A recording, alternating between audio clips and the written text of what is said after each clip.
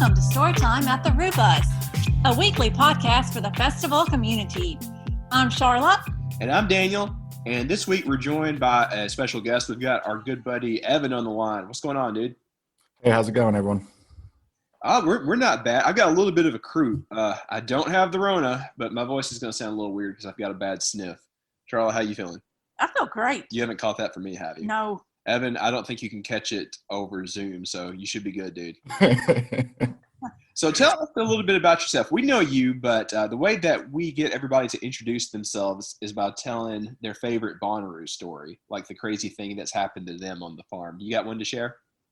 Yeah, so my name is Evan. I'm from New Jersey. I've kind of lived in the shadow of New York my entire life, and so I go there almost every weekend. And I've been going to Bonnaroo since 2012.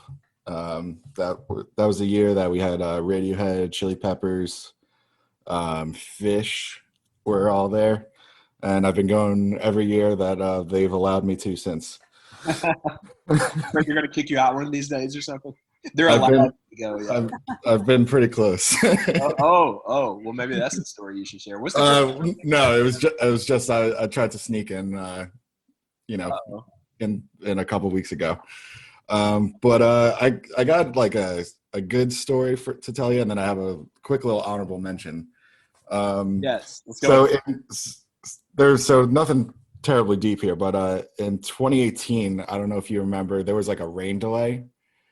On like Sunday morning. It was just a rough time, and Sunday morning is pretty rough for everybody. And I don't know what got into us, but we were like, we're going to make the best of this. And we just like, something got into me and I put on We Found Love Pandora radio.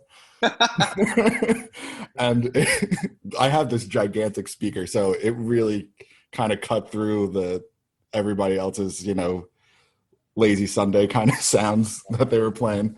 Wait, I'm going to incriminate you a little bit. Where were you camped at?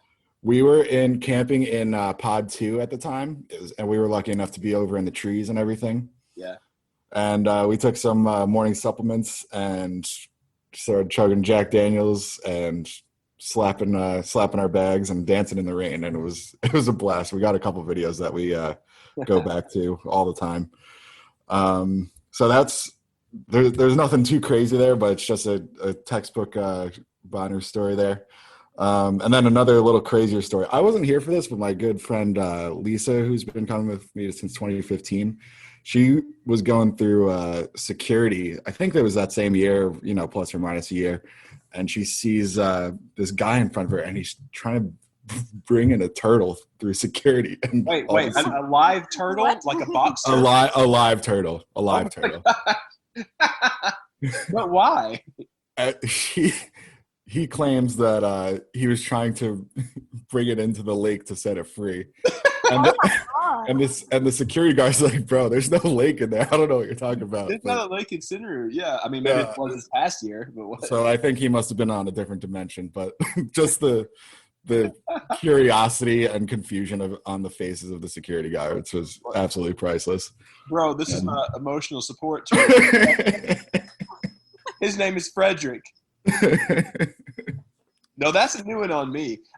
I've heard random stories about people trying to smuggle in a pet or whatever, which you should totally not do that. But I've never heard of like a turtle. Can you imagine? By the way, don't do this because this would be terrible for the turtle. But can you imagine that like if people were like holding a turtle like they do with like pineapples at glass animal shows? Oh my god! Like my turtle's having a great time, bro. Oh my gosh. Okay, that ranks on up there with the crazy things that I've heard people try to smuggle in or whatever. A turtle. Was it a big turtle? It was like a hand size, like it was, kind of like a turtle that you might have as a pet. Travel size turtle. Yeah. Yeah. Oh my gosh. Okay. You might win the prize so far for craziest story. That's pretty good. But Evan, you're here for a couple other reasons. I think out of anybody that I know, you are the person that has taken advantage of festivals coming back in 21 the most. You've been all over the place. Can you tell us where all you've been this past summer? Yeah, sure. So I think nothing really started up until August. So in August, honorable mention, I saw Ripe, this cool band. They played Rue in 2019. Oh, yeah. They're super fun. Totally recommend. Everyone I showed them to loves them. I've seen they played locally around here. I saw Dead and Company. And then the trip that shall not be named of all of them where it happened. Wait, what? We'll call it a Saturoo. That's what we dubbed Oh, yes. Well, okay, no. I refuse to say that was sad because all of us found something fun to do, but we've been there and talked about this. So we will not do that anymore. You're right. Yeah, I just didn't want this to become a sob story about it. So, but we made it to Nashville and we partied our asses off and tried to keep it as positive as possible. And then we camped out in near Knoxville. Really? What was over in Knoxville? I'm sorry? What was over in Knoxville? We just tried to find like a state park to camp in that was kind of like on our way home, and that's what we came up with. I was trying to make it to you guys, but I was not the only one steering the ship, so some other people wanted to get closer to home, so that's kind of what happened. And then after that, we got back. I checked out a national park on the way home. There's a brand new one in West Virginia that just became a national park this year. And then, I'm sorry? What's the name of the national park? It's called New River Gorge National Park. Well, it's a new national park, so yeah. It's the new gorge, not the old one. Yeah. So then I saw a couple weeks later, we had a festival called See Here Now, which is on the beach in Asbury Park, New Jersey. We had Pearl Jam, the Smashing Pumpkins were the headliners. Pretty good lineup. Lord Huron, then one of my personal favorites, Moon Taxi. They played there. Now, this is the one that I really want to hear about because I feel like See Here Now is a great example of the kind of boutique festivals that are really probably going to become more popular over the coming years. Like, I take it wasn't a huge thing. It seemed as if it had kind of a curated lineup for a very specific demographic. Was that your takeaway? What was the vibe at that thing? Yeah, definitely. So they try to keep it as like a surf friendly festival. And it's also kind of run by Danny Clinch, who's a major photographer, and then also Tim Sweetwood and Tim Donnelly. Which are the guys that run C3 Presents. Yeah. And so they do Shaky Knees. They're involved in ACL and, a number of other festivals. So this was the third year of the festival. So it's really well done. It's kind of like a copy and paste formula for them where they, do different themes. But so it's not one of these smaller festivals that goes to shit. Goes like a mud fest or whatever in their first year, and then you never hear about it again. So how many people would you estimate were at? I think I heard something around 40,000. Yeah, see, that sounds to be like a good number. Like it's big enough for it to be kind of like a good vibe, but not so big that it's unmanageable for a smaller operation like that. Yeah, I think they were shooting for. I mean, my pet theory for this is they've designed this entire festival just to get Pearl Jam to play on the beach in Asbury Park because they used to tour with Pearl Jam in the 90s, and they finally got him. And then Eddie Vedder on stage even said as much. Where that's he goes, Danny, you finally got me because you told me you're going to build this whole festival for me. Yeah, but that seems to be taken off. That there's these smaller festivals that have like a theme. I feel that is the case for that Innings Festival. A couple of people sent it to me because Tame is playing it, and it's baseball stuff. I love baseball. Man, if that wasn't out all the way in Arizona, I would totally be tempted to that. The lineup for that was insane. They had Tame and the Foo Fighters and My Morning Jacket, and then a bunch of like former MLB players to give like little how-tos and batting cage coaching clinics and stuff like that. I would love to go to that, but I think that kind of thing is the future of what some festivals will be, like a somewhat smaller thing for a smaller crowd, but with kind of a theme. There's like a different theme for each one. It's like going to different. Yeah, and more of like a targeted demographic. Yeah, I was licking my lips at that Sunday lineup because it's also my birthday that day. I was like, Tame, My Morning Jacket, Black Pumas. I was like, and I don't have to be cold for my birthday for once. You often showing you how to hit. I I mean, that's So I was tempted by that. yeah. I'm very tempted by that. So what's been your favorite act? The past couple of months that you've been going to these different shows besides Dead and Company, because I know you love them and John Mayer. Yeah, guilty as charged. Yeah. Well, actually, you teed me up for that one because the week after that, we had a bunch of wine on this new thing called Little Island in the city, and all of a sudden we started talking, and my friend was like, "Oh, you want to go see Glass Animals in Philly in 2 weeks or something?" And I was like, I could do you one better. I think they're playing Firefly and with Tame Impala like a couple days before that on a Saturday instead of a Tuesday. So we ended up getting single day tickets for Firefly, and we really, really sent it for that. So what was your impression of Firefly? Because I've always personally gotten the impression that it's kind of sort of one of the main competitors for Rue. It's also a big camping festival. They usually get pretty good headliners. It's probably close to the same crowd. What was the vibe there like? Yeah, so I describe it as 60-70% like kind of Rue. It's right off the highway in Delaware, so it's not as secluded, and you have a lot more people coming in and out because it's between 3 or 4 major cities on the East Coast, where it's between an hour and 2 hours from some major destinations.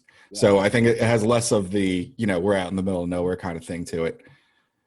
But yeah, so it has the nice camping stuff. It's pretty much everything is in the main venue. There's not anything in the campgrounds as far as I could tell. This was actually my 3rd different year going. I went in 2014 and 2016 for different amount of days each. So it's changed a little bit over time, but as far as I could tell, it's a pretty textbook festival. It's a good time though. It doesn't sound like the experience or like kind of the theme there is anything to write home about. No, compared to Bonner, it's not as immersive. You could go to Wawa or McDonald's or something if you want to take a nice little hike, and you're camping in the shadow of a NASCAR. I don't know what they're called, racetrack. Yeah, I know what you mean. Yeah, it's just nice. Yes, but everyone's there's. It really depends on year to year. I think they've targeted like a kind of younger demographic, but then because they have a lot of DJs. But if it's a local festival for us, relatively to driving down all the way down to Tennessee, so I've gone there a couple different years when I've had Foo Fighters are playing, Moon Taxi was playing, and so it's not too bad of a trek for us to just pop down there. Maybe one of these days we'll take a look. But yeah, we're spoiled since Charlotte and I are just like an hour and a half away from Manchester. Exactly. So yeah, I mean, if Tame didn't get you this year, I don't know when they're going to get you. Well, I thought that I was going to be seeing them at Rue, but that's a story for another time. I'll get to see them again in the spring, but we'll talk about that later. So long story to answer your actual question, Tame Impala they were absolutely blew me to another dimension, especially with the Glass Animals effectively opening up for them on the main stage. Yeah. So those were probably my biggest rides home from the season here. That's a very good 1-2 punch. We got to see them as well. Not in that, on the same night, but we saw Glass Animals about 2 or 3 weeks before we saw Tame. So the only thing that I didn't get to see that you got to see was Denzel Curry come out with Glass Animals. That looks hype.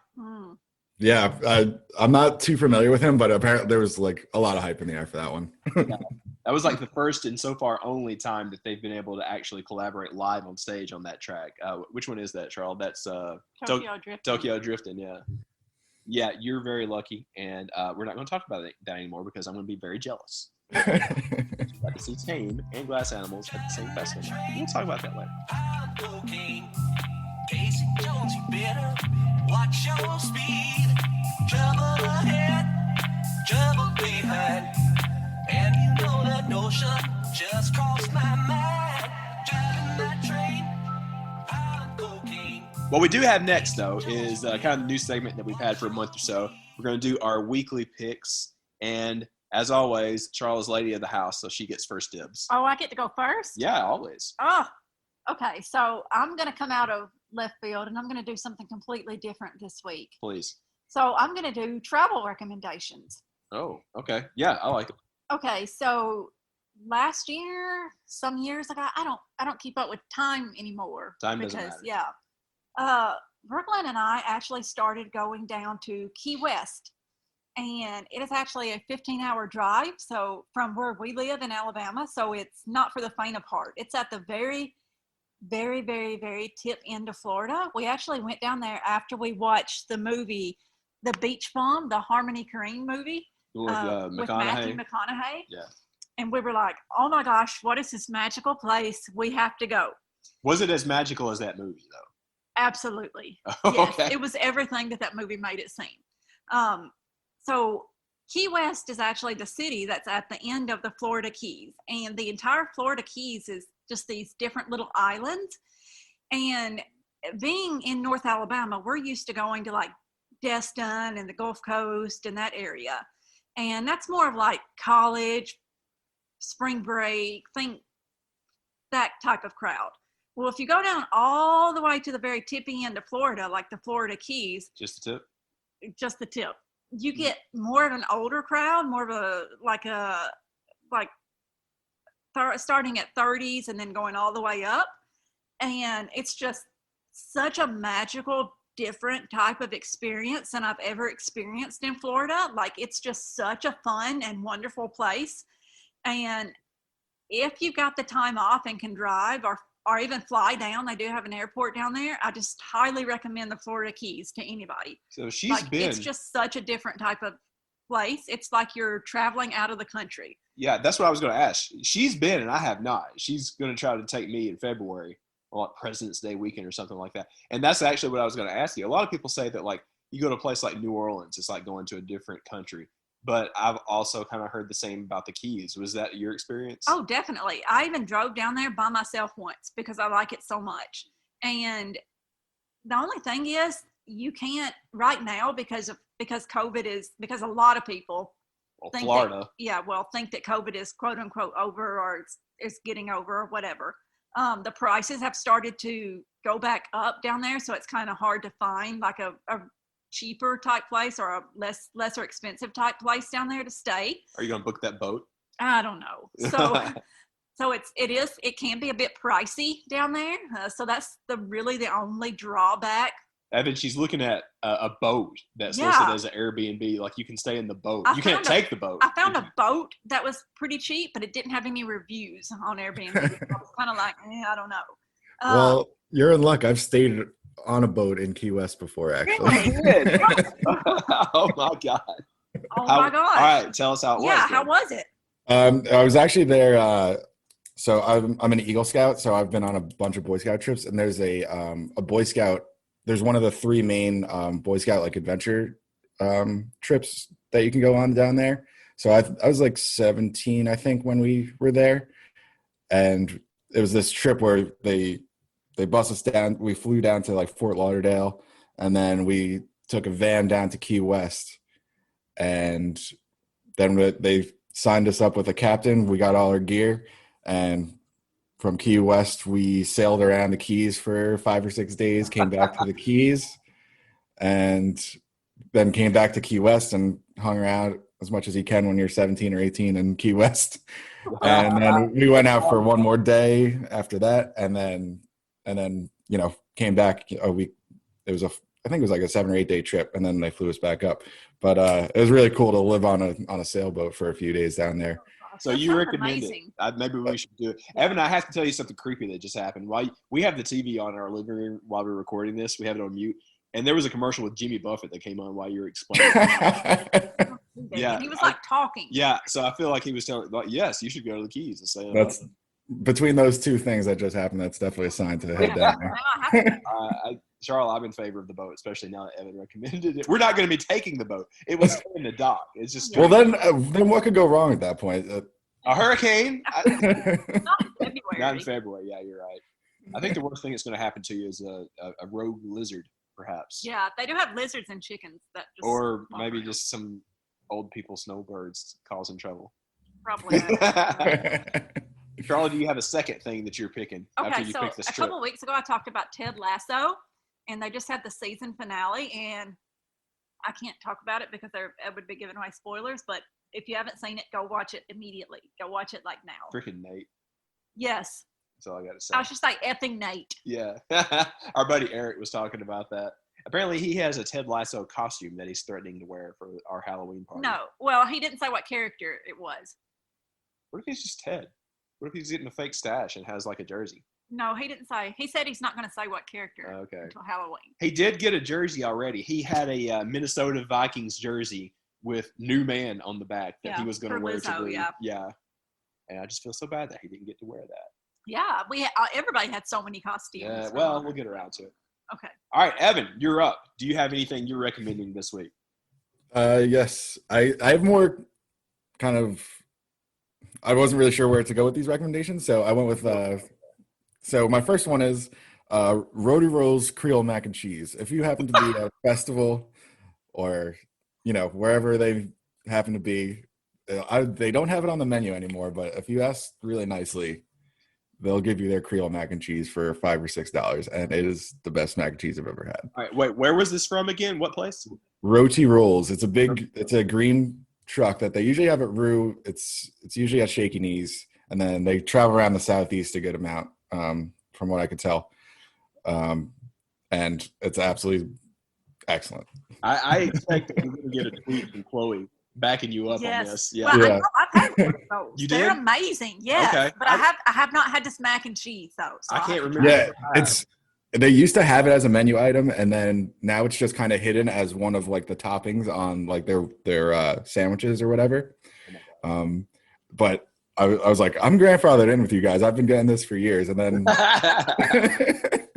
and then I got it every day at Shaky Knees. I guess in 2019, they started calling me Mac and Cheese Guy and giving it to me for free. Incredible. Charlie, didn't you have some kind of weird mac and cheese sandwich from someplace a week or two ago? That was from like a Panera bread. A Panera bread? Okay, I couldn't remember. My memory is fuzzy. Well, next time at a festival, if I see that place, I'm going to try it. Oh yeah, highly recommend. What else you got for us? What else? So this is more of a general tip, but don't. I might be preaching to the choir here, but if your favorite band or whatever is in town on a Tuesday and you can't get anyone to go with you, go alone. Just go to a show. Oh. And if you've never done that before, it's pretty liberating. And a number of years ago, one of my favorite bands was in town on Thursday. I couldn't get anyone to go, and I ended up going by myself. You end up chatting with making new friends or acquaintances or whatever. You could take this advice to Rue or whatever other festival you happen to be at. If there's something you want to see, just go to it and it'll work out, and you'll end up doing it a lot more and expanding your mind a little bit, I think. Okay. All right. I can't remember ever having done that, honestly. Charlie, you kind of did. I kind of did the other night. I drove 2 hours for a show by myself, and the people that I was meeting up with had to leave early. So I stayed the whole second half of the show by myself, and it was cool. I enjoyed it. Who was it you saw? Trampled by Turtles and Mount Joy. Yeah. So I stayed all of Mount Joy by myself. Yeah, I was joking. It was funny because me and Charlotte were going to 2 different shows in different towns on the same night. Me and Brooklyn went to go see Modest Mouse here in Huntsville that night. And I guess while we're talking about it, I should mention this. It was at Mars Music Hall here in Huntsville. Modest Mouse was fantastic. They put on a great show.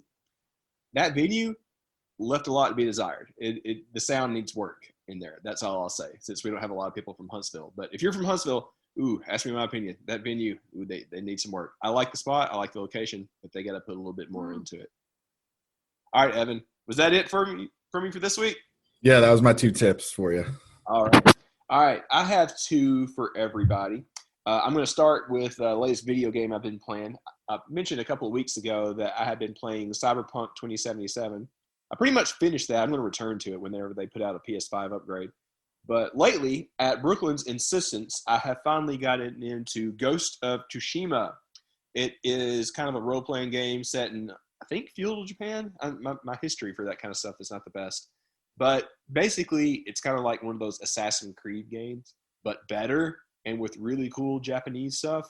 There's a really great story about how like the Mongol invaders are taking over that island of Japan and they're fighting back. And I have enjoyed the heck out of that, learning how to be a samurai and all that kind of stuff.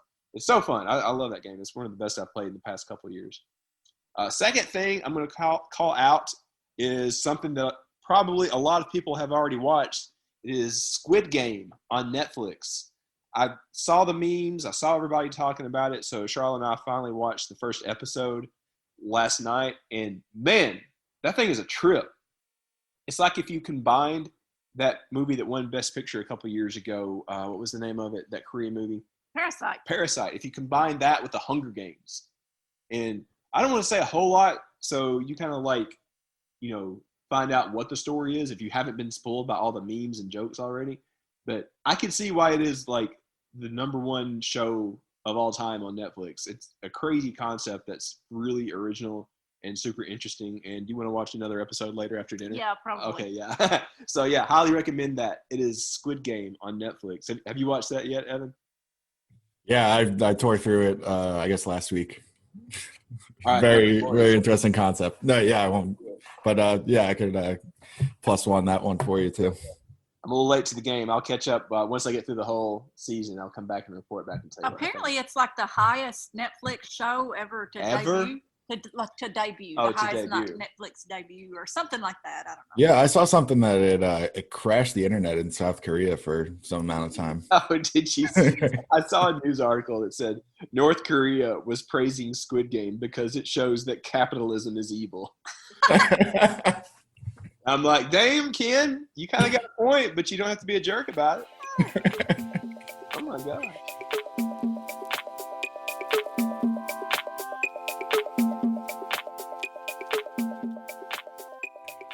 All right, Evan, the other reason we have you on is I need your advice, man. So last week or the week before last, Brooklyn and her boyfriend Mike and I decided that we're going to splurge and we're going to do the trip to Okeechobee Fest down in Florida in March. And if you saw the headliner, it's no surprise as to why I'm going. But you're here because you have been, and I'm here to ask you for your advice. So I want you to tell me, what is the vibe like there? What should I expect? How do I need to prepare in any different way than Rue? What do you think?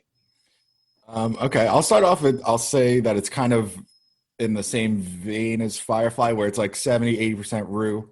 So you can kind of go off that. It's a little more it's definitely a lot more secluded compared to Firefly. So it's, out of all the festivals I've been to, it's the closest to Rue in my experience. I only went 1 year, so take everything I say with a grain of salt, because I think it was 2017, and they've had 2 or 3 festivals since then. And I think it's shifted a little bit. But I went there. Headliners were like Kings of Leon. I think Usher was there as well. Yeah, I went down there because 2 of my favorite bands were playing, and usually whenever they're together, there's the Revivalists and Moon Taxi. And whenever they're playing a festival together, I usually try to sneak down to wherever they are. But yeah, it's a good festival. I got in. I was kind of telling Daniel off the show that it was, in my experience, it was a breeze getting in. I had a rental car with my ex-girlfriend. We just drove in, and I think the festival is probably in the 40 to 50,000 population size. Well, that was part of my question is how big was it, and was getting in a hassle? Because, I mean, we all know from experience going to Rue that it can sometimes be a hassle because we have such a crowd. Yeah, we drove in, didn't have any problem getting in. And I think it's hard to tell because there's I think it's called the Grove is the main Centerview type area. Yeah. And they only have 2 or 3 stages. It's kind of 2 witch size stages, I think. And then they have, I think, like one or 2 like boutique stages. And then they also have this other area called Jungle 51, which is basically where in the woods. I never even made it over there. And then there's another, and so that's like amongst the campground though. And then there's another stage that they have on the lake and kind of the beach of the lake there. Forgive me, I forget what that one's called. So I understand that you can like go in the lake. I saw that there's a beach up there. Can you just go like swimming in there if you wanted to? Yeah, you can go swimming. I think they have like a roped off swimming area for you to hang around in. I was curious about that because about 5 years ago, Charlotte and I did hang out down in Gulf Shores. And they show all these cool photos of it being right next to the beach. But getting onto the beach while you're at the festival was a hassle. And they only let so many people in at the time. Was it kind of like that at the lake at Okie? Well, it was kind of only just part of one of the stages. So there wasn't a tremendous amount of people trying to fight to get on the beach. Like, because I know like Hangout, the whole festival's on the beach basically, but this is only like a small amount of, it's like a very small fraction of the festival compared to Hangout. What was the so a couple of people have mentioned to me that there's a lot of stuff that also happens in the campground. Brad had said something. Yeah, that's kind of what I was saying with the Jungle 51 and that lake. So you don't have to go through security or anything to get to those festivals, or not festivals, those stages. Yeah. So you can just walk in with, 12-pack of beer and have yourself a day. Yeah, I did see that a lot of the rules seem kind of lax there. Like you can bring in a bike. That was like awesome to me because I've always wanted to do that at Root. Yeah. And they were pretty lax with some other things as well. Did you notice that when you were there? Yeah, I don't remember anyone having bikes. Also, the footprint of the festival wasn't as big as I was used to. So, everything was, at worst, a 15-minute walk or something like that. Yeah. Oh, heaven forbid you have to walk 15 minutes if that's the worst. Yeah. Exactly. Yeah. So, but yeah, I mean, in general, security was pretty light. There wasn't a tremendous amount of, you could tell when, all bets are off or whatever. Yeah. Well, okay. That sounds interesting. Yeah. So, I mean, for your travel, I'd definitely recommend it, especially, you got Tame there. Who's the other headliner? Well, me, that was enough to get me there. But yeah, that I remember offhand, Jai Wolf is there. I've always wanted to see him. Closey is there. I've been dying to see her since she came to Rue a couple of years ago. It was very EDM centric because I think they were taken over by Insomniac that does a lot of those festivals. And yeah, that's kind of what I was saying. I think that this year and whenever I guess they had theirs in 2020, it was very, very DJ heavy.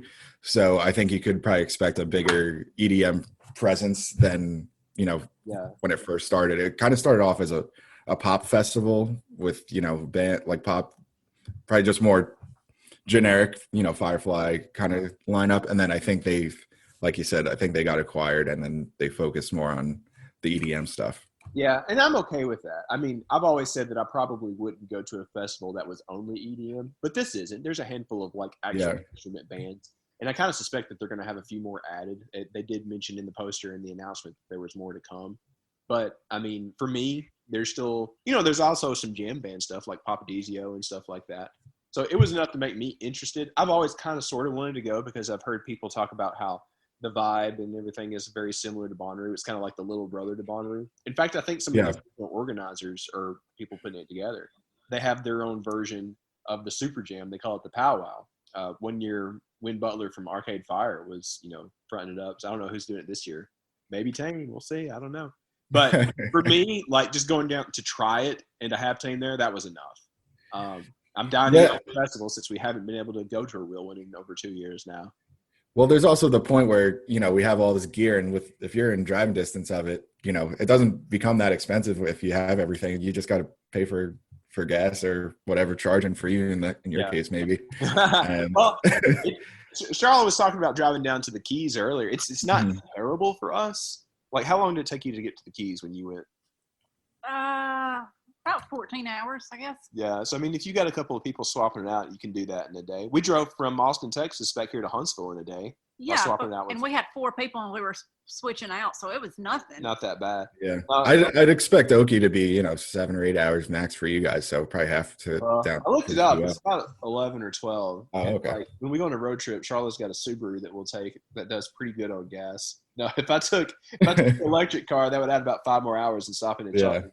But yeah, the Subaru is good because we can cram a bunch of stuff in the back. So I can bring a table and bring my DJ board and the Ricky totem and all that stuff. We'll have a good time. Are you thinking about going? Not at this point, but that could change at any moment. Okay. Well, where the party's at if you're coming. I'm just saying. Yeah, I'll be sure to let you know.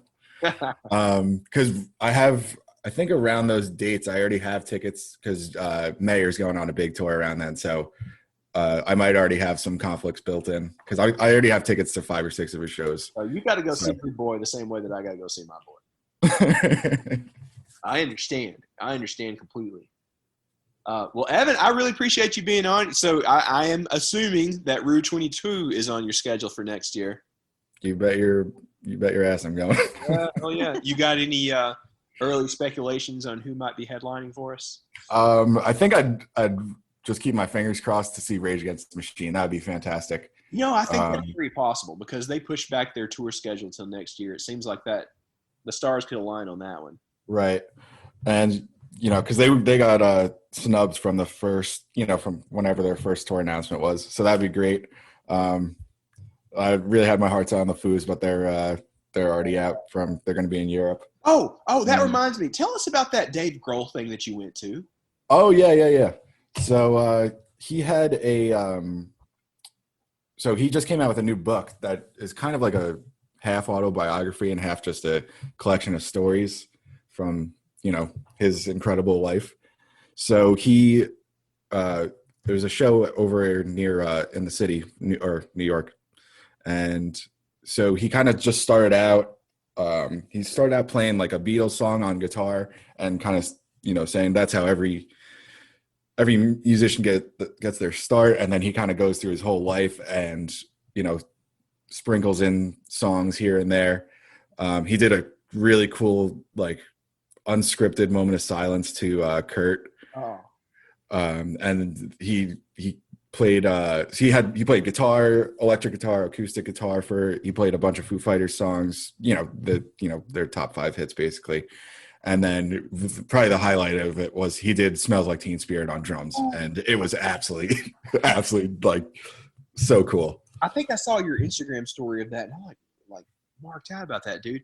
It reminded me a lot of that thing that Springsteen did on Broadway a couple of years ago, where it was basically just him and a guitar telling stories and just kind of using some of his songs as examples to really highlight his stories. Is that kind of what Dave was doing? Well, I'm not that familiar with the Springsteen thing, but it sounds pretty similar. It was like a lot of storytelling. It was mostly storytelling. And then I think he only played like, 5 or 6 songs. Yeah.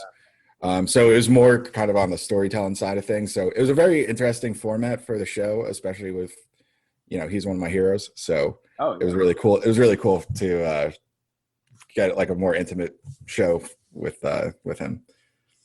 Yeah, that's amazing. And that Springsteen thing, I think they recorded it for Netflix. If you want to check that out, it sounds very similar to what Dave did for you at that show. And Dave's going on tour with that, right? He's going to be in some other towns. Yeah, I think it's only like 5 or 6 dates, and it might already be. I think he's doing LA tonight or Hollywood tonight. So, and I think he had New York.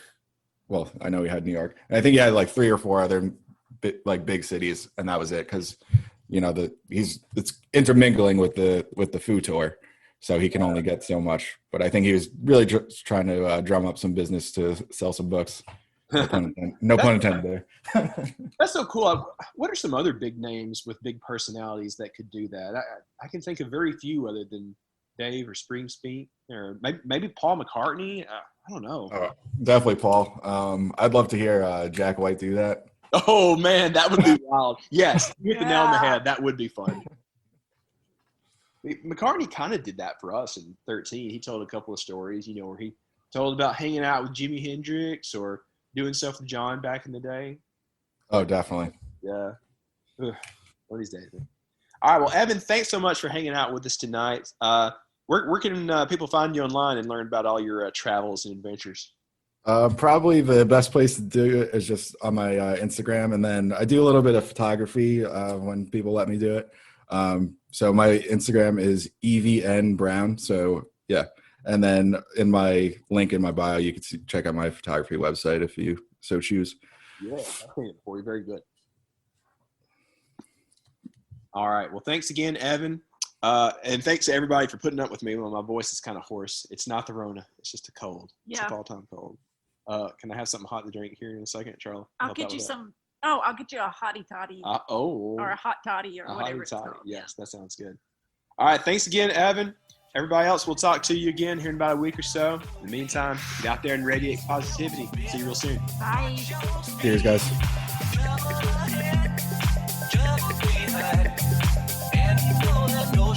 Just